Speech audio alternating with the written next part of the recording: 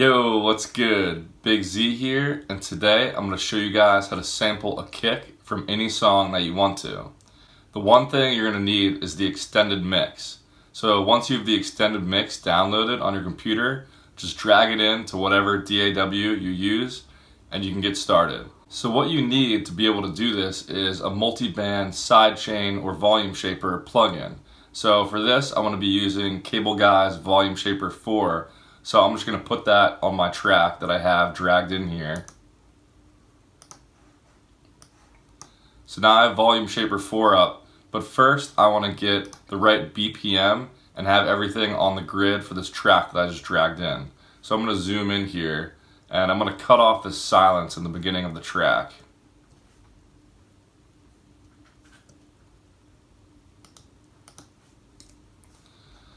I'm going to drag that in line. Let's get the correct BPM here.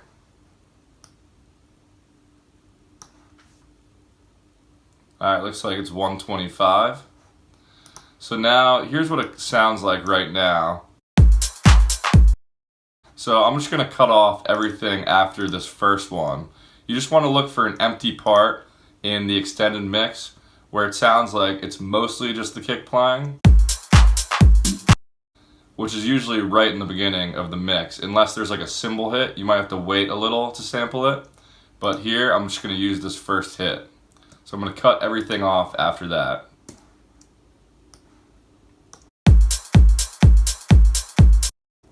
So right now, you can still hear all those other drums in the background. So the first thing I'm going to do is cut off a little bit of this tail and fade it out a little bit.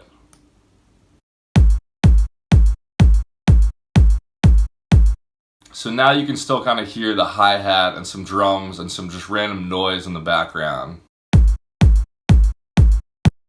So this is where the multi-band volume shaper plugin comes into play. So what you can do in this plugin is, first of all, you can see the waveform in here. But you can split up the bands according to the frequency.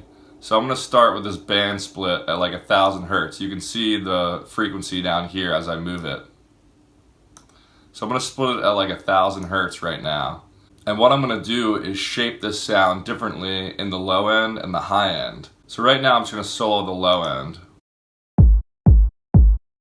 And if you have this band soloed, you can move it up until you start to hear that noise creep in.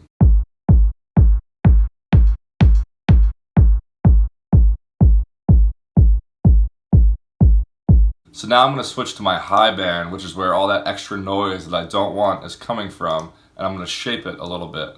So one thing I want to do is make sure the LFO and mix are not linked. What that does is just make sure these bands are completely separate when you edit them. So I'm just going to throw in a quick preset and then shape that. So I'm going to go to trimming right here. I'm going to start with this one. So now you'll start to hear that noise cut out a little bit as I move this mix up and shape this high end.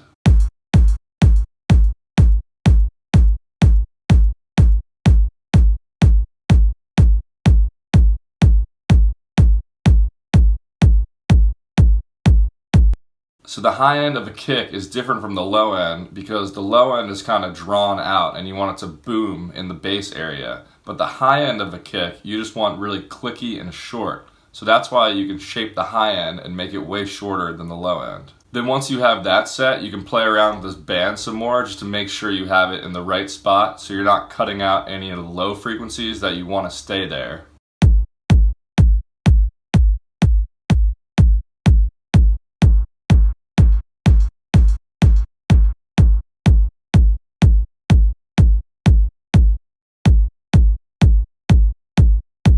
So that sounds pretty tight and good to me. So here's a before and after. Before.